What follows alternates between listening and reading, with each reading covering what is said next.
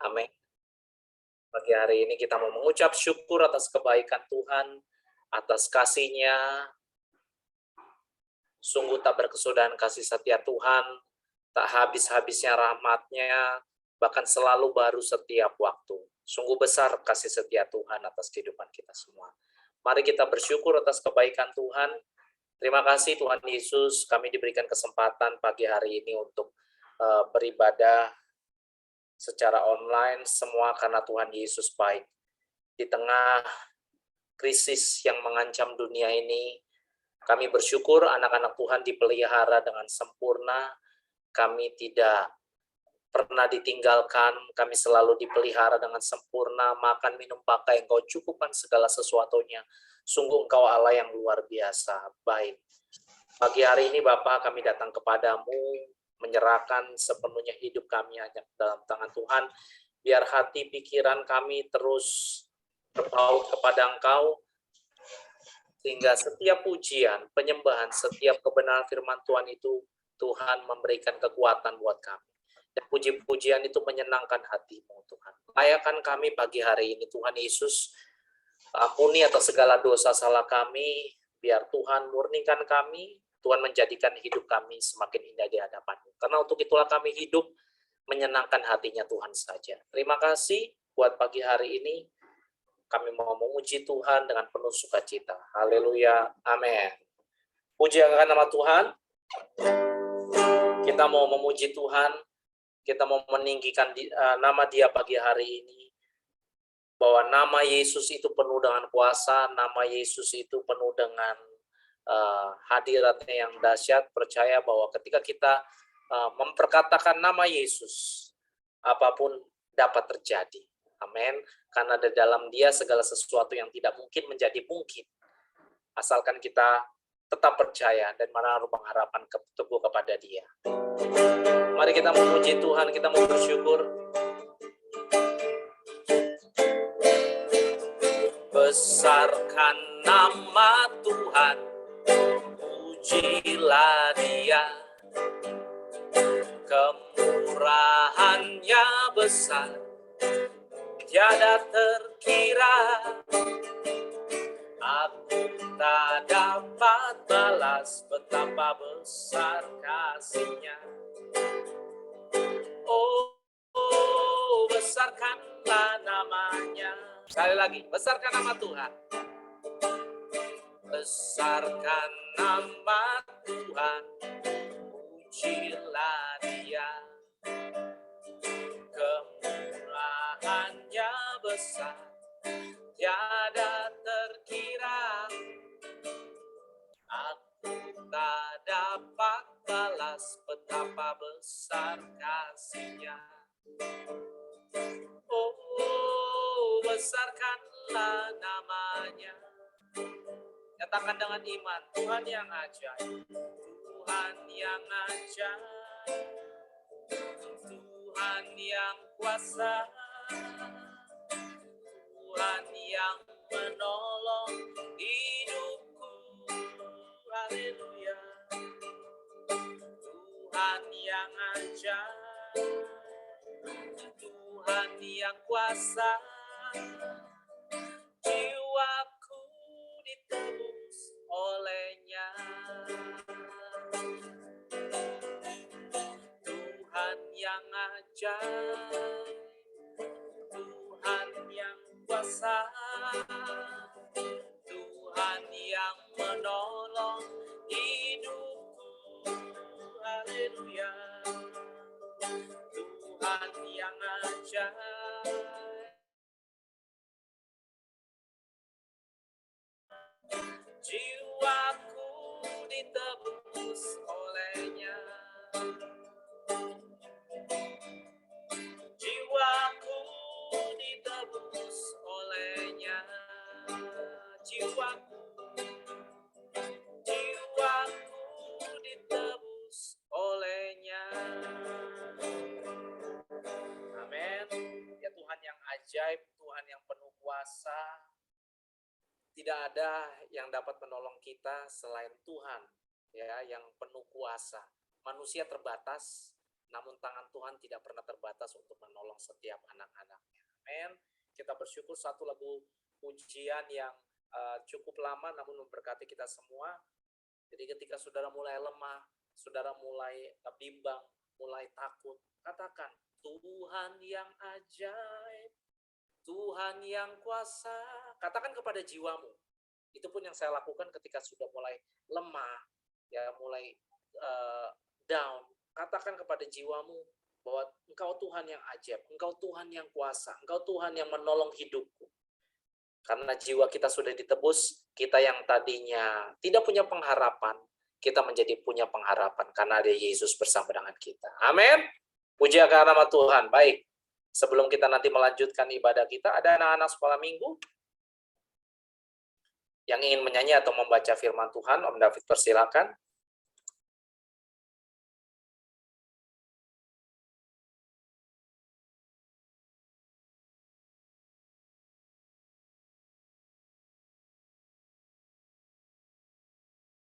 Baik, silakan Sofia. Hai, selamat pagi semuanya. Hari ini aku akan membacakan Ratapan 5 ayat 1. Ingatlah ya Tuhan yang terjadi atas kami. Janganlah kami, lihatlah akan kehinaan kami. Udah. Puji Tuhan. Luar biasa. Ada lagi? Abang, silakan Abang. Salam semuanya. Hari ini aku akan membaca Mazmur 41 ayat 2. Berbahagialah orang yang memperhatikan orang lemah. Tuhan akan meluputkan dia pada waktu celaka. Terima kasih. Terima kasih, Tuhan berkati. Ada lagi?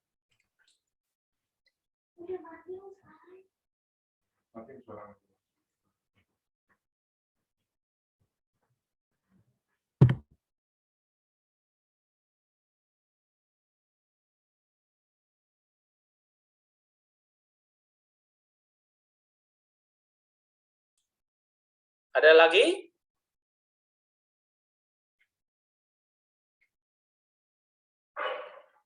Oke, Kakak Mabel. Shalom semuanya. Aku akan membacakan ayat firman Tuhan. Amsal 17 ayat 22. Hati yang gembira adalah obat yang manjur, tetapi semangat yang patah mengeringkan tulang. Apapun yang terjadi, tetaplah bersukacita, karena Allah selalu menyertai jalan anak-anaknya yang percaya kepadanya. Terima kasih. Oke, terima kasih. Puji Tuhan. Ya, biarlah setiap anak-anak kebenaran firman Tuhan yang kalian bacakan itu menjadi rema buat kalian, menjadi bekal bagi masa depan kalian. Amin. Pujakan nama Tuhan. Ada lagi? Kalau tidak ada, kita akan masuk dalam kebenaran firman Tuhan.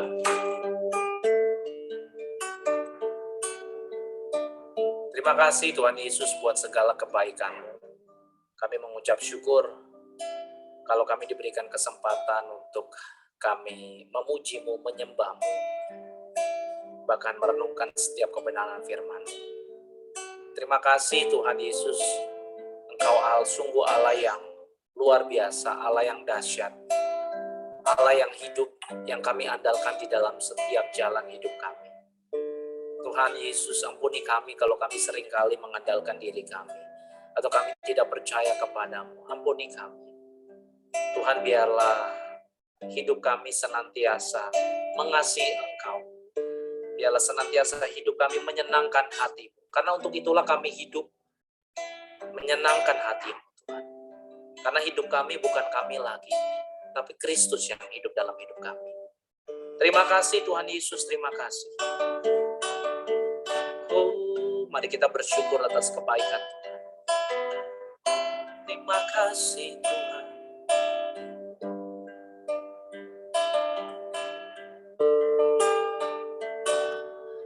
Aku mengasihi Engkau, Yesus, dengan segenap hatiku. Aku mengasihi Engkau, Yesus, dengan segenap jiwaku. Ku renungkan firman-Mu siang dan malam, ku pegang perintah-Mu dan ku lakukan. Engkau tahu ya Tuhan, tujuan hidupku hanyalah untuk menyenangkan hati-Mu. Ini kerinduan kami Tuhan, menyenangkan hati-Mu di setiap langkah hidup kami. Mari kita pujikan lagu ini dari awal. Katakan, aku mengasihi. Aku mengasihi Engkau, Yesus, dengan segenap hatiku. Aku mengasihi Engkau, Yesus, dengan segenap jiwaku. Aku mengasihi Engkau, Yesus, dengan segenap hatiku. Aku mengasihi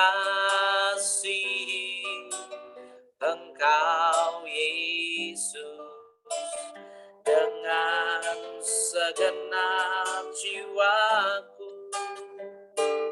Ku renungkan firman-Mu siang dan malam, ku pegang perintah-Mu dan ku lakukan.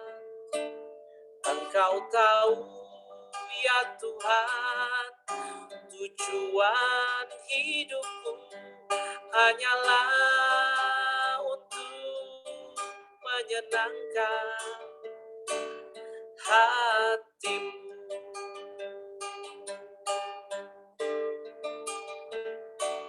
Ku renungkan firman-Mu siang dan malam, ku pegang perintah-Mu dan ku lakukan. Engkau tahu ya Tuhan, tujuan hidupku hanyalah untuk menyenangkan hati-Mu. Menyenangkan hati-Mu, menyenangkan hati-Mu, Yesus. Ini tujuan hidup kami Tuhan, menyenangkan hati-Mu. Terima kasih Yesus buat segala kebaikan. Terima kasih buat segala kemurahan-Mu. Mari naikkan ucapan syukur. Oh, inilah kerinduan kita, menyenangkan hati Tuhan. Kita hidup di dunia ini untuk menyenangkan Dia. Karena hidup kita bukan kita lagi, namun biarlah Kristus yang hidup dalam kita. Terima kasih Tuhan. Oh,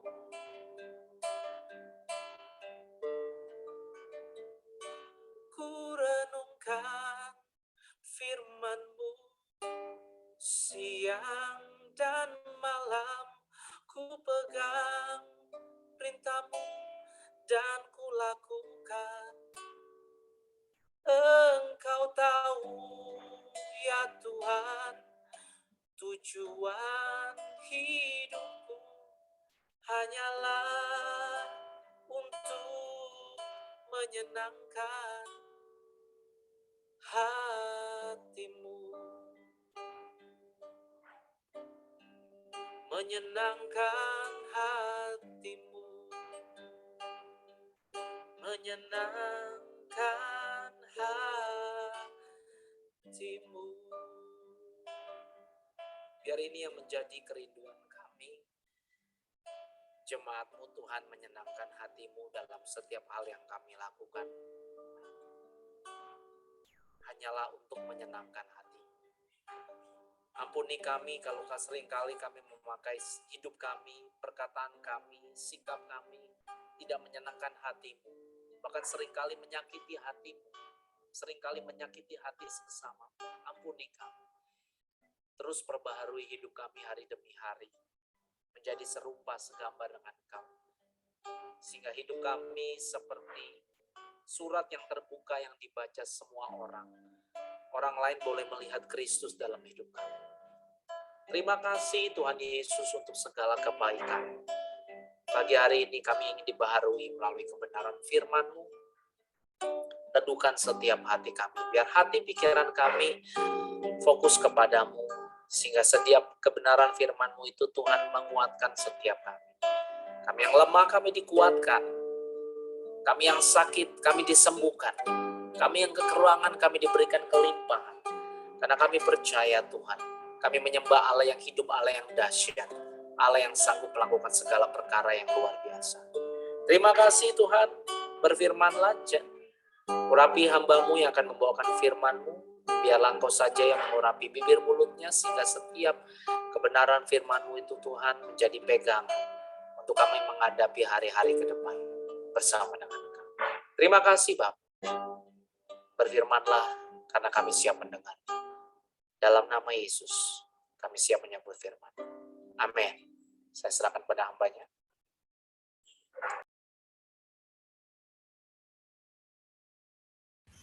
Shalom semuanya.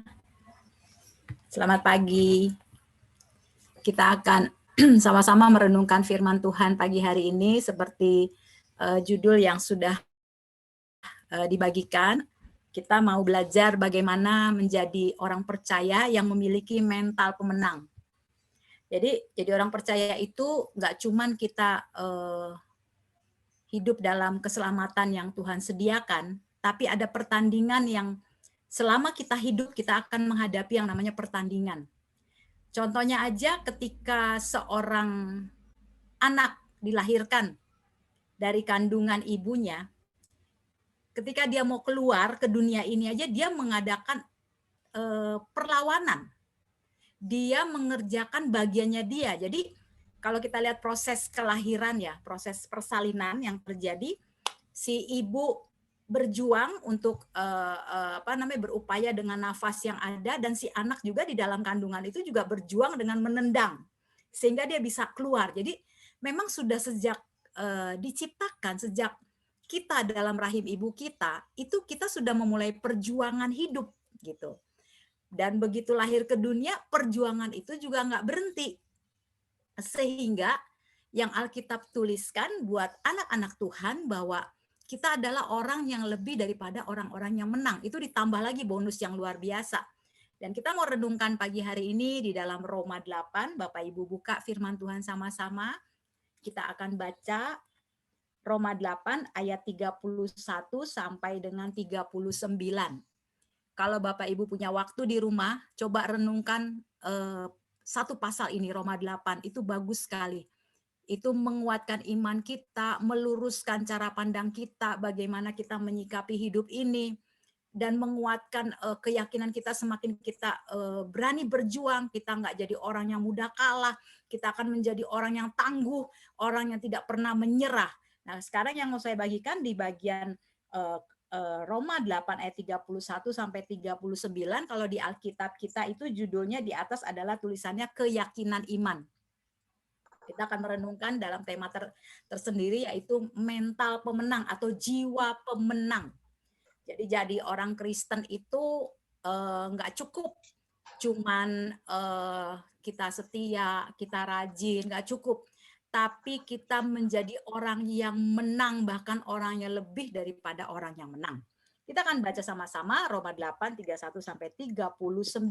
Perhatikan baik-baik firman Tuhan ini. Ayat 31. Sebab itu, apakah yang akan kita katakan tentang semuanya itu? Jika Allah di pihak kita, siapakah yang akan melawan kita? Ia atau Tuhan atau Yesus atau Bapa di surga yang tidak menyayangkan anaknya sendiri, tetapi yang menyerahkannya bagi kita semua. Bagaimanakah mungkin ia tidak mengaruniakan segala sesuatu kepada kita bersama-sama dengan dia?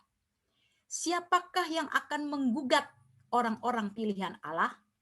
Allah yang membenarkan mereka. Siapakah yang akan menghukum mereka?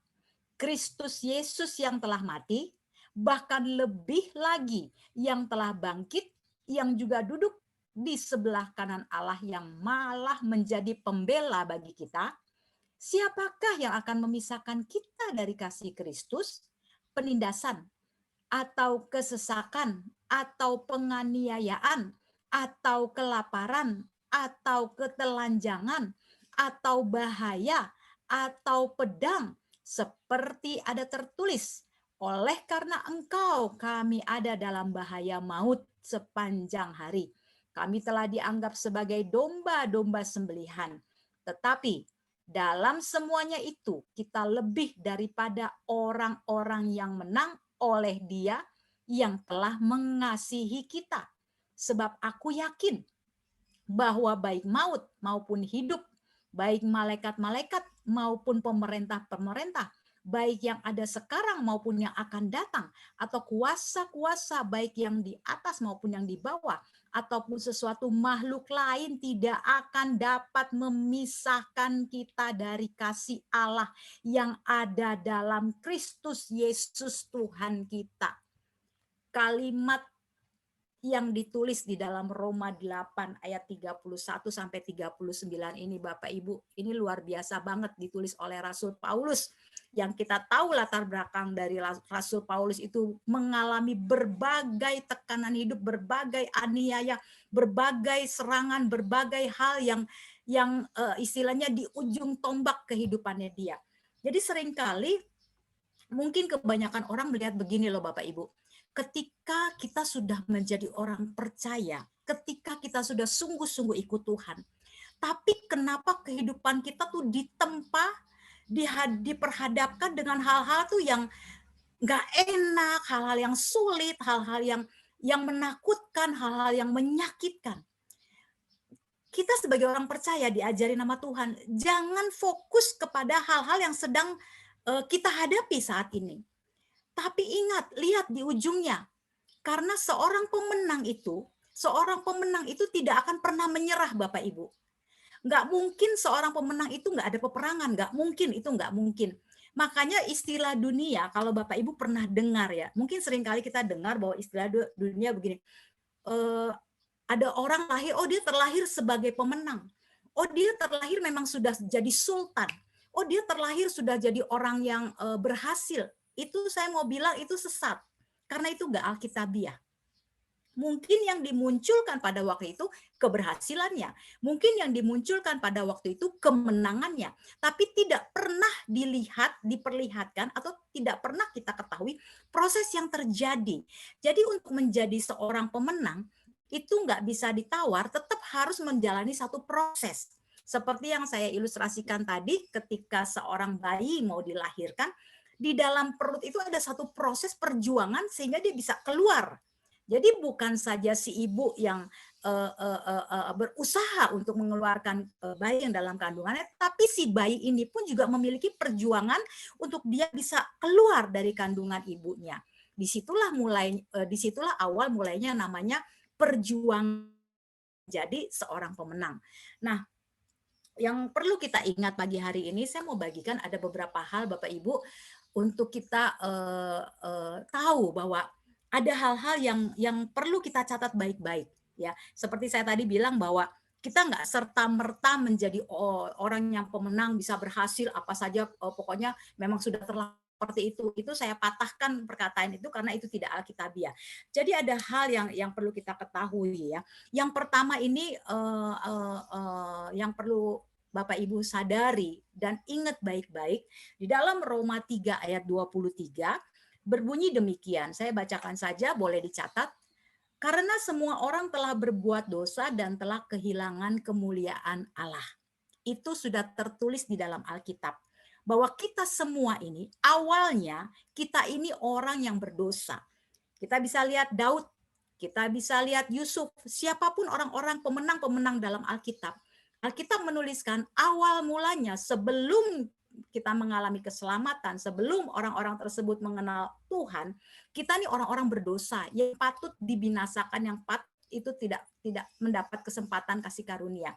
Jadi hal pertama kita ingat bahwa asal muasal kita nih orang berdosa. Nah, karena kasih Tuhan, karena kita memang sudah dihadirkan di dunia ini dengan tujuan yang Tuhan sudah kerjakan sejak kita masih dalam kandungan ibu kita. Tuhan sudah punya rancangan yang indah, sehingga ketika kita lahir di dunia yang penuh dengan dosa, yang penuh dengan kekalahan, hal-hal buruk, Tuhan ingin menyatakan bahwa kita yang diciptakan ini tidak diciptakan secara sia-sia. Makanya di dalam Roma tadi yang kita baca bersama bahwa di ayat 32, Bapa atau Allah atau Tuhan yang tidak menyayangkan anaknya sendiri tapi menyerahkannya bagi kita semua. Bagaimanakah mungkin ia tidak mengaruniakan segala sesuatu kepada kita bersama-sama dengan dia? Jadi yang Tuhan concern, yang Tuhan begitu fokus dengan kehidupan orang percaya, bahwa dia nggak mau kehilangan hidup kita. Dia nggak mau kehilangan benih yang terbaik yang sudah dia ciptakan di dunia ini, termasuk Bapak, Ibu, Saudara, anak-anak, tua, muda, besar, kecil, sekalipun saya mau bilang, sekalipun mungkin saat ini di antara kita ada yang mengalami kelemahan jasmani, fisik, segala macam, itu bukan berarti kita kalah, Bapak Ibu. Bukan berarti kita kalah. Justru bukan kita fokus dengan keberadaan diri kita yang sekarang ini sedang mengalami kelemahan, tapi justru kita lagi dipersiapkan untuk memiliki iman yang tetap berdiri teguh. Tubuh jasmani kita bisa musnah, tubuh jasmani kita bisa hilang. Tapi yang ditemukan oleh Tuhan sampai titik darah terakhir, sampai penghabisan perjuangan hidup kita, yaitu iman kita tetap berdiri teguh. Itu yang Tuhan concern, itu yang Tuhan perhatikan. Jadi ketika manusia berdosa, Bapa tidak menyayangkan anaknya yang tunggal, anak yang dikasihi itu dikorbankan untuk menebus setiap dosa kelemahan kita. Pada waktu Adam dan Hawa di Taman Eden, mereka melakukan dosa. Tapi Bapa di surga tidak kehilangan akal. Dia mengembalikan kemuliaan yang sudah dia berikan pada kita. Makanya Roma mengatakan bahwa manusia sudah berdosa, sudah kehilangan kemuliaan Allah. Berarti sebelumnya kita punya kemuliaan Allah loh Bapak Ibu. Kita punya kemuliaan Allah. Pada waktu Adam dan Hawa diciptakan, dia punya kemuliaan Allah. Tapi karena keberdosaan, karena dosa, karena pelanggaran, maka kemuliaan Allah itu hilang. Dan saya katakan bahwa Tuhan Bapa di surga tidak kehilangan akal. Dia mengirimkan, dia menyerahkan Yesus Kristus itu untuk mengembalikan kemuliaannya, kemuliaan Bapa buat kita semua. Diselesaikannya di mana? Di Getsemani. Tamannya sama, Taman Eden, Taman Getsemani. Tapi Getsemani lah yang mengembalikan kemuliaan Allah bagi kita semua. Karena keselamatan yang dia kerjakan. Itu hal pertama yang harus kita ingat. Bahwa kita ini orang yang dimuliakan Allah. Kemudian yang kedua Bapak Ibu. Yang kedua, jangan pernah kita berada di luar Tuhan. Jangan pernah sekali-kali kita berada di luar Tuhan. Alkitab katakan Yohanes 15 ini populer banget ayat 5, anak-anak juga pasti hafal. Yohanes 15 ayat 5 dikatakan, akulah pokok anggur dan kamulah ranting-rantingnya. Barang siapa tinggal di dalam aku dan aku di dalam dia, ia berbuah banyak. Sebab, catat baik-baik, sebab di luar aku kamu tidak dapat berbuat apa-apa. Jangan pernah keluar dari Tuhan. Jangan pernah meninggalkan kasih karunia-Nya. Jangan pernah meninggalkan atau menukar kebaikan Tuhan dengan hal lain yang fana. Karena Alkitab udah bilang kamu nggak bisa apa-apa. Kalaupun kamu merasa apa yang kamu kerjakan itu bisa, dan kamu sedang berada di luar Tuhan, itu bukan dari Tuhan. Karena iblis bisa memberikan kok. Iblis bisa. Kita kan tahu semua. Iblis bisa kasih kita kekayaan. Bisa Bapak Ibu. Iblis bisa kasih kita popularitas. Bisa. Iblis bisa kasih kita bahagia, bisa. Tapi ingat ada tagihannya. Ada tagihannya di belakangnya. Mungkin tidak sekarang, mungkin tidak besok, mungkin tidak setahun lagi. Tapi ingat ada tagihannya. Jadi yang penting yang kedua, jangan pernah keluar dari Tuhan. Jangan pernah keluar dari zona areanya Tuhan, jangan pernah. Apapun yang ditawarkan, apapun yang diperhadapkan, jangan pernah.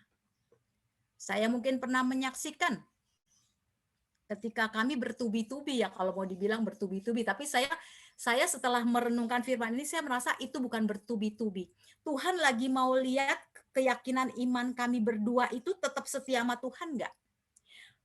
Tuhan lagi mau lihat keyakinan iman yang Tuhan sudah kerjakan dalam hidup kita itu tetap terjaga lurus nggak? Kami berusaha, mungkin manusia kami berusaha, tapi kami selalu berpegang gini, Tuhan, kami nggak akan meninggalkan panggilan yang Tuhan sudah taruh dalam hati kami. Makanya mungkin Bapak Ibu ingat Pak Tommy baru ngalamin kejadian beberapa minggu, tapi sudah bisa ibadah, padahal itu jalan masih dipegang. Karena dia begitu ngalamin kayak lemah semua tubuhnya, tapi semangatnya untuk datang beribadah itu nggak dikurangin. Jadi jangan cuman karena batuk pilek, karena cuaca hujan, karena nggak punya ongkos, terus kita meninggalkan persekutuan kita dengan Tuhan. Tuhan pengen lihat kok, ini nih hati kita. Tuhan pengen lihat kok keyakinan apa yang kita perkatakan, apa yang kita pujian yang kita naikkan kepada Tuhan, apa yang kita deklarasikan firman Tuhan yang seringkali kita kumandangkan, itu terbukti nggak dengan tindakan. Jadi harus sinkron apa yang kita ucapkan, itu harus terwujud dalam tindakan kita. Itu namanya pembuktian bahwa kita nggak akan mau keluar dari Tuhan. Apapun yang terjadi, kita akan tetap setia. Apapun yang terjadi, saya akan tetap iring Tuhan. Saya akan tetap melayani Tuhan sampai titik darah penghabisan. Seperti apa yang dikerjakan oleh Daud, seperti apa yang dilakukan oleh Yusuf, sekalipun kita tahu cerita Yusuf ya, dijual, dibuang, difitnah, tapi dia tetap nggak mengurangi kasihnya sama Tuhan. Dia tetap tidak bergeser dari rencana Tuhan yang sudah Tuhan canangkan dalam hidupnya. Ini yang Tuhan mau lihat. Jadi jangan lihat persoalan-persoalan yang menimpa hidup kita, jangan lihat itu. Kok ikut Tuhan kok kayak begitu ya, susah ya ikut Tuhan gini. Jangan lihat itunya. Lihat dia masih setia apa enggak. Lihat dia masih tekun apa enggak. Lihat dia masih menyembah Tuhan apa enggak. Itu yang namanya keyakinan iman yang teguh. Itu yang namanya mental pemenang. Mental pemenang tuh kayak gitu. Jadi mereka mental pemenang itu sekalipun ada hantaman, ada pukulan, ada serangan itu nggak bisa mengalahkan imannya. Itu mental pemenang. Serangan itu ada, tantangan itu ada, hantaman itu ada, tapi nggak bisa mengalahkan imannya kepada Tuhan. Itu mental pemenang. Karena apa? Dia berada di dalam Tuhan. Karena Alkitab mengatakan, sebab di luar aku kamu nggak bisa buat apa-apa. Udah gitu aja deh. Jadi jangan pernah cari jalan lain, jangan pernah cari keputusan-keputusan lain. Tetap tanya Tuhan, tetap fokus sama Tuhan.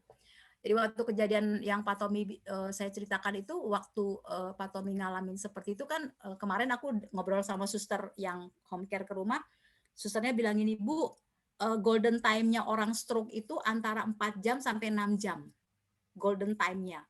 Dan itu saya baru tahu kejadian itu. Jadi begitu kejadian, saya tuh nggak berpikir di kepala saya ke rumah sakit, nggak ada di sini, saya nggak ada.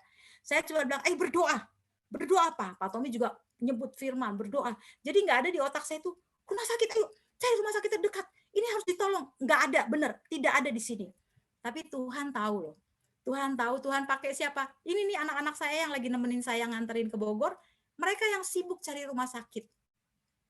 Itulah caranya Tuhan. Jadi saat kita menghadapi satu persoalan Bapak Ibu, saat kita menghadapi satu hal yang genting, yang emergensi, jangan pernah keluar dari jangan pernah keluar dari fokus kita kepada Tuhan.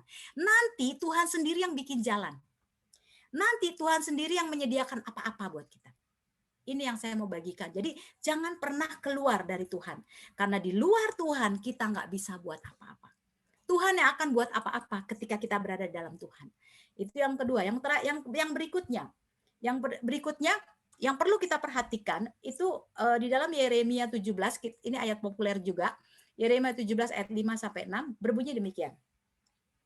Beginilah firman Tuhan.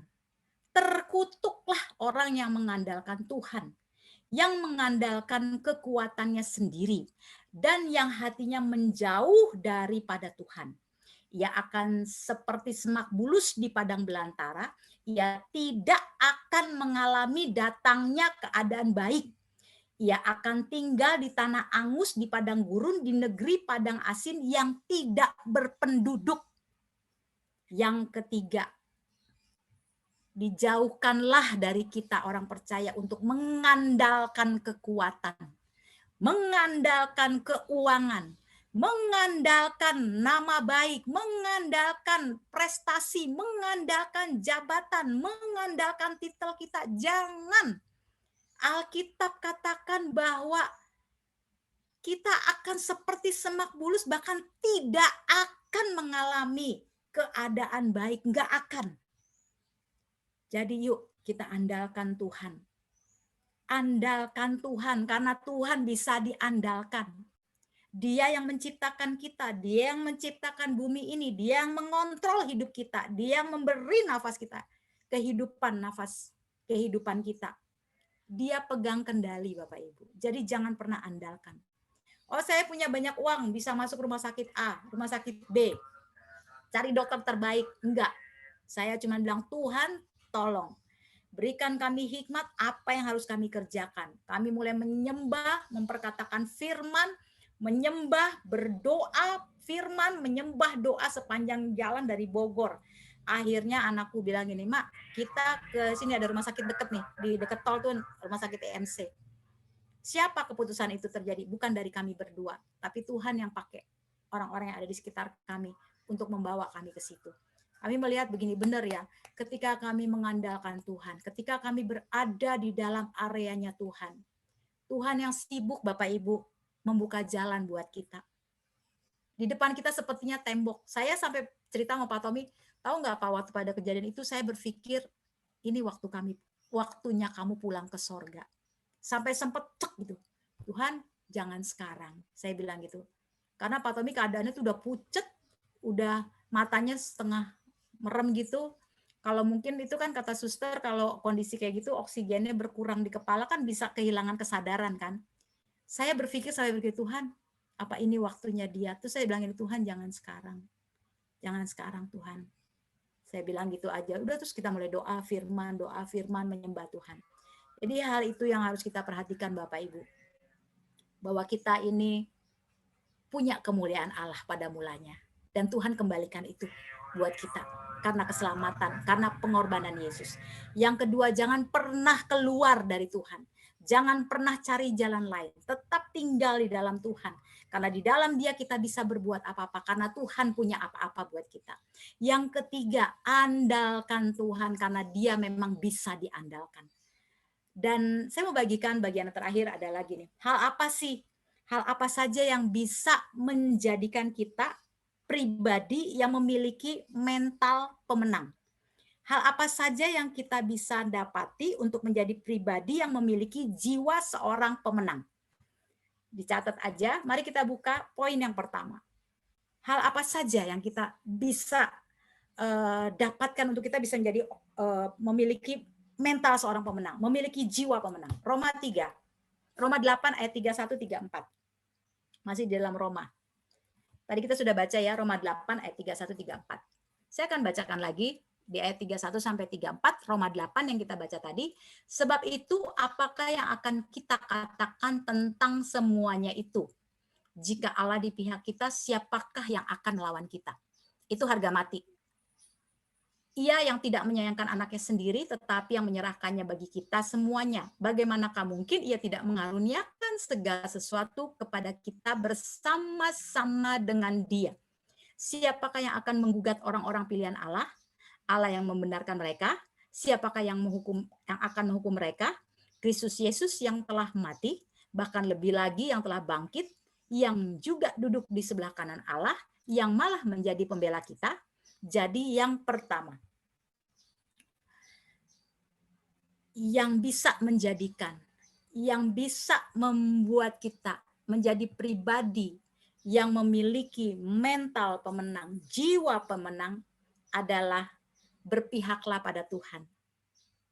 Berpihaklah pada Tuhan. Karena Allah kita adalah Allah pemenang. Jangan musuhan sama Tuhan. Jangan berpihak pada hal lain, tapi berpihak pada Tuhan. Apa maksudnya berpihak pada Tuhan? Setuju sama perkataan Tuhan. Ikut perintahnya Tuhan. Ikut maunya Tuhan. Jangan pilih maunya kita. Jangan setuju dengan pikiran manusiawi kita. Tapi setujulah. Sepakatlah dengan perkataan Tuhan. Kan ada pujian berkata begini ya. Imanku bersepakat, percaya kuasanya. Ya kan, ku terima sekarang kemenangan darimu. Jadi yang pertama bersepakat sama Tuhan. Kalau Tuhan bilang enggak, jangan kerjakan. Kalau Tuhan suruh, kerjakan. Jangan bersepakat dengan pikiran kita. Jangan bersepakat dengan pertimbangan-pertimbangan manusiawi kita. Jangan bersepakat dengan keadaan di sekitar kita yang sering menjebak iman percaya kita. Tapi bersepakatlah dengan perkataan Tuhan. Karena Roma mengatakan bahwa sebab itu apakah yang akan dikatakan tentang semuanya itu jika Allah di pihak kita, siapakah lawan kita? Nah, kata Allah di pihak kita itu dalam bahasa aslinya adalah jika Allah untuk kita. Kalau Allah untuk kita, kalau Tuhan untuk kita, nggak ada yang lawan, itu bahasa aslinya. Jika Allah di pihak kita, bahasa aslinya, jika Tuhan untuk saya. Tuhan diberikan buat saya. Siapa yang bisa lawan kita? Ketelanjangan, kelaparan, aniaya, nggak ada Bapak Ibu. Nggak ada yang bisa melawan kita. Jadi kita akan tetap merasa aman ketika Tuhan menjadi milik kita. Ketika Tuhan Allah diberikan kepada kita. Bukan berarti nggak ada perlawanan. Bukan berarti kita diem aja, nggak seperti tadi saya kisahkan seorang bayi begitu mau dilahirkan, bukan si bayi itu diem aja, ibunya yang ngeden setengah mati, bayinya diem aja, enggak. Ada perlawanan. Ada perlawanan, namun tidak akan menang perlawanan itu. Ada serangan, tapi serangan itu tidak bisa mengalahkan kita. Nggak bisa. Karena apa? Allah menjadi milik kita. Allah Bapa, Tuhan diberikan kepada kita. Itu poin yang pertama, berpihaklah kepada Tuhan. Jangan berpihak sama yang lain. Kalau nggak sesuai firman, tinggalin. Sesuai firman, lakukan. Kalau kita lakukan sesuai firman, Tuhan yang bela kita, Bapak Ibu. Dunia mungkin akan menendang kita, dunia akan memusuhi kita, dunia akan menjauhi kita. Nggak usah dipikirin. Yang penting Tuhan. Yang penting kita ada di pihak Tuhan. Nggak usah takut kehilangan apa-apa. Karena dia bisa mengembalikan kok apa yang hilang. Nggak usah takut mengalami kerugian apa-apa. Dia bisa ganti kerugian kita. Kita katakan kok. Tahun-tahun yang hilang, Tuhan akan kembalikan. Jadi kenapa kita mesti takut rugi? Kenapa kita mesti takut kehilangan? Tuhan akan gantikan kok. Misalnya kita kehilangan sukacita kita. Karena dunia mengerjakan hal-hal yang buruk dalam hidup kita. Kita kehilangan kesehatan kita. Karena memang kondisi yang terjadi, nggak usah takut. Tuhan akan mengembalikan kesehatan. Mungkin tidak berbentuk jasmani, tapi rohani kita semakin sehat. Amin. Jadi itu yang membuat kita aman ketika kita berpihak kepada Tuhan. Inilah yang kita bisa dapati ketika kita mau atau menjadi seorang yang memiliki mental, jiwa pemenang. Itu poin yang pertama, berpihak kepada Tuhan. Ayo katakan sama-sama. 1, 2, 3. Berpihak kepada Tuhan. Yang kedua adalah tetap memiliki keteguhan hati. Tetap memiliki keteguhan hati. Saya akan bacakan Mazmur 112 ayat 6 sampai 8. Mazmur 112 ayat 6 sampai 8.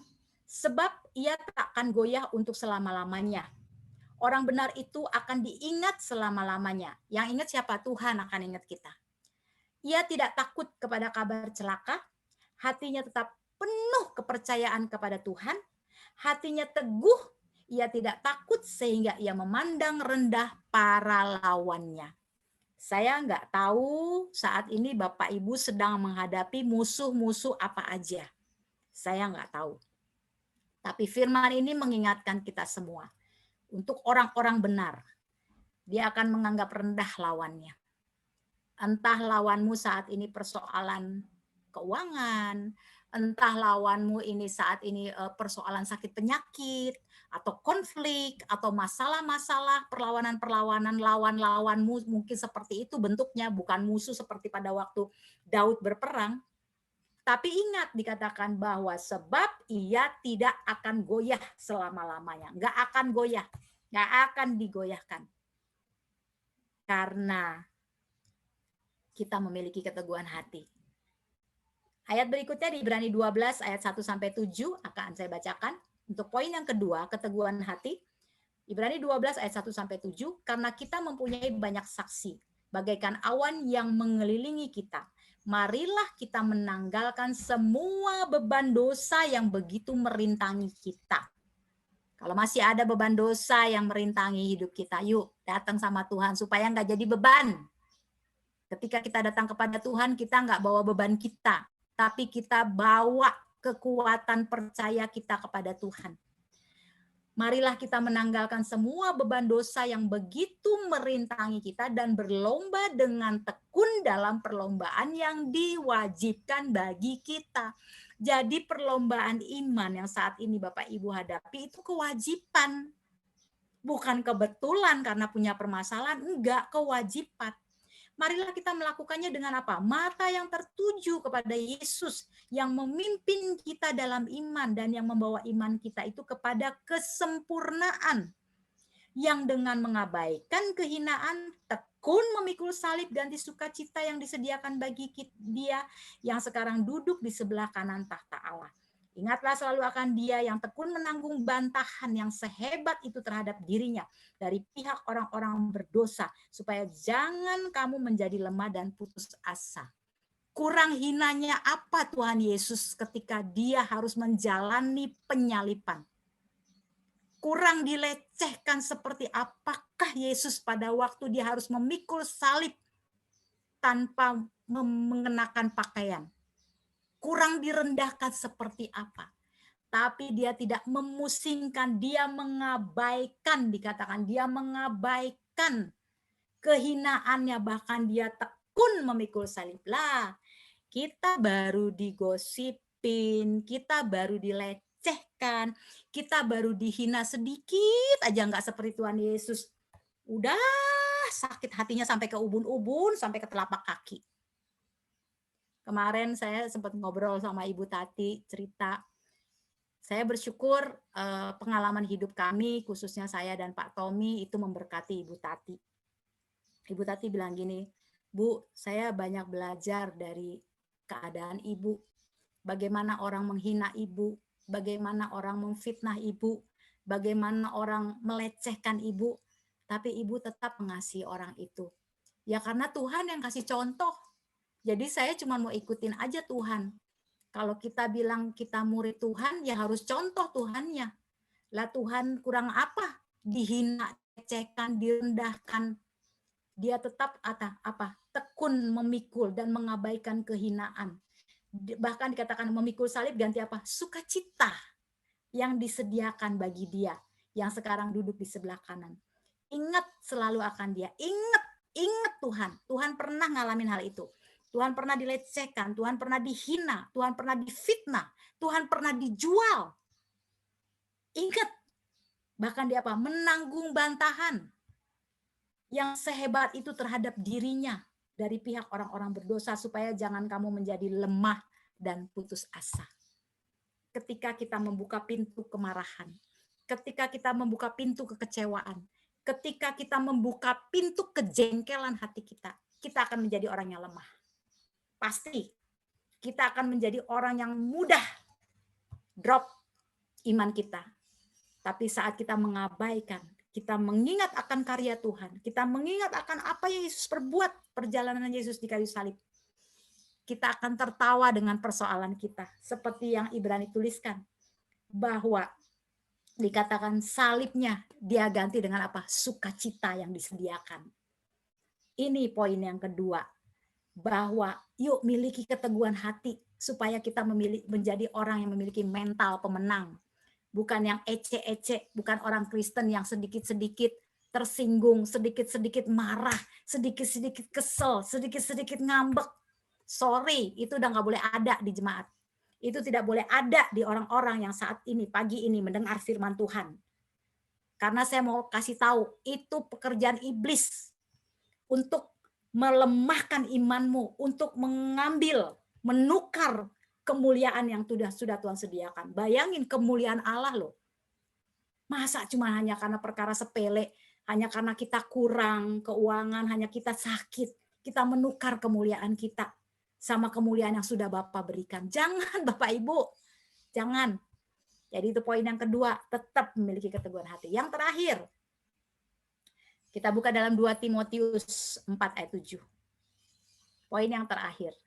Bagaimana kita bisa memiliki mental seorang pemenang, jiwa seorang pemenang. Yang terakhir, 2 Timotius 4 ayat 7, ini populer sekali. Aku telah mengakhiri pertandingan yang baik.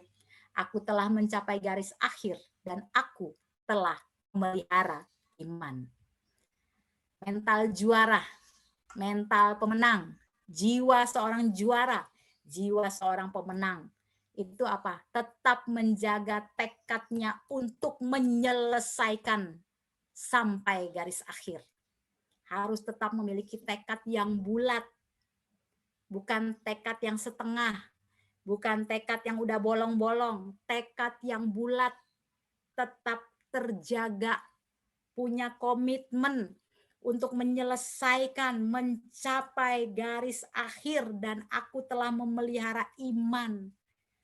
Seorang juara kalau nggak punya tekad untuk dia menyelesaikan garis finishnya, walaupun ketika di tengah dia berlari, kakinya berdarah, ataupun keseleo, dia akan terus berlari. Dia akan terus menyelesaikan. Sekalipun mungkin sudah ada pemenangnya di depan sana. Tapi justru pemenangnya ketika si orang pelari ini terseok-seok, berdarah-darah, tapi dia tetap berlari, justru dia yang pemenang. Jadi bukan karena dia berdarah-darahnya, bukan karena kesakitannya dia, tapi ketika dia terus berlari di dalam tracknya Tuhan, ketika dia terus berjalan di dalam jalan yang Tuhan tunjukkan dan menyelesaikannya, itulah pemenang. Jadi 3 hal ini, mari kita ingat baik-baik, 3 hal yang patut kita renungkan pada minggu-minggu ini, untuk kita memiliki atau untuk kita menjadi pribadi yang memiliki jiwa pemenang, mental pemenang. Yang pertama, berpihaklah kepada Tuhan. Jangan berpihak sama yang lain. Yang kedua, tetap miliki keteguhan hati. Tetap miliki keteguhan hati, nggak akan goyah. Makanya saya selalu gini, orang mau bilang apa saya mah nggak saya pikirin. Yang penting Tuhan masih ngomong sama saya. Saya prinsipnya begitu.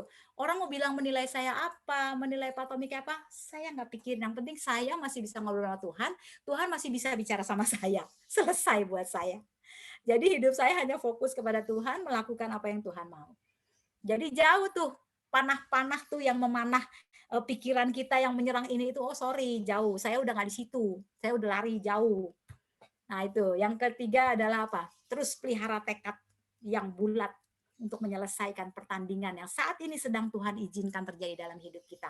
Jangan pernah menyerah, jangan pernah putus asa. Kita ingat Tuhan, Yesus menyelesaikannya, tetelestai. sempurna, sesuai dengan kehendak Bapa, sesuai dengan rencananya Bapa, sesuai dengan planningnya Bapa. Nah, itu pun yang harus terjadi dan akan terjadi bagi kita yang terus mempercayai Tuhan, yang terus mau berjuang. Amin. Selamat pagi. Demikianlah firman Tuhan pagi hari ini. Kita akan tutup ibadah pada pagi hari ini. Dan sebelum ditutup, kita akan berdoa ya Bapak Ibu. Kita berdoa. Minggu depan, awal bulan, itu ada perjamuan kudus seperti biasa jam 8 pagi. Dan berdoa untuk anak-anak. Dan kita sementara ini masih 1 bulan 2 kali. Dan di tanggal 17, besok kan tanggal 3, awal bulan tanggal 17-nya itu kita ada ibadah syukur Bapak Ibu. Kita ada ibadah syukur tanggal 17 itu yang khotbah Pak Mulya Simanungkalit.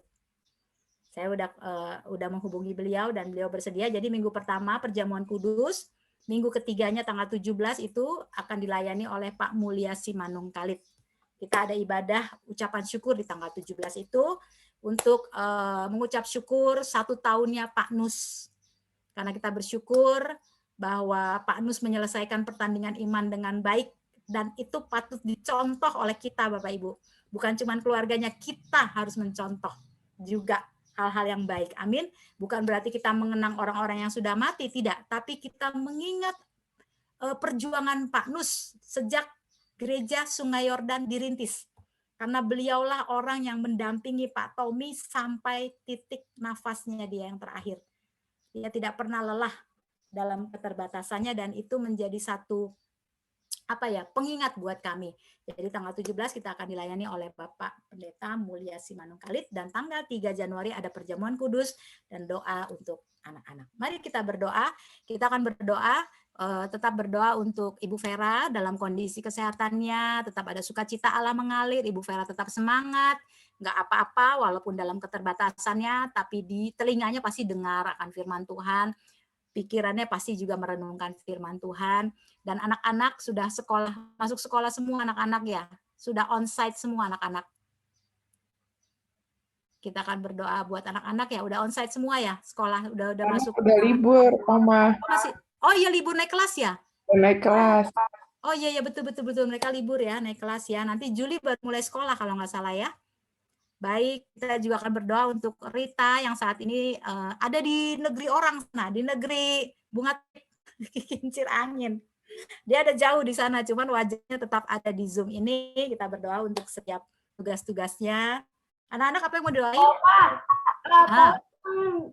kami naik kelas Opa. Apa? Kami naik kelas semua. Tolong mengucap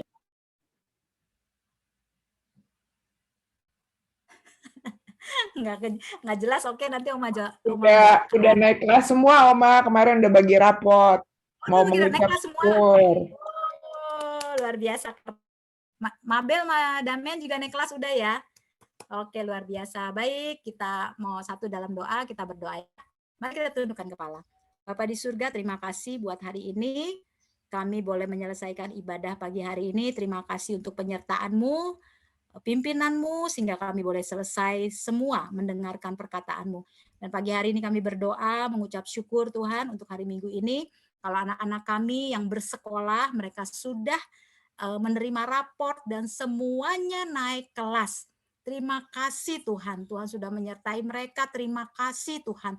Tuhan sudah membuat mereka berhasil, terima kasih Tuhan. Tuhan buat mereka tetap sehat di dalam perlindungan Allah. Terima kasih Bapak, tetap memberkati Arete, Timothy, Jo, Sofia, Mabel, Damian, El, dalam nama Yesus. Berkat-Mu terus mengikuti mereka, berkat-Mu terus memelihara hidup mereka. Kami juga berdoa Tuhan untuk Ibu Vera.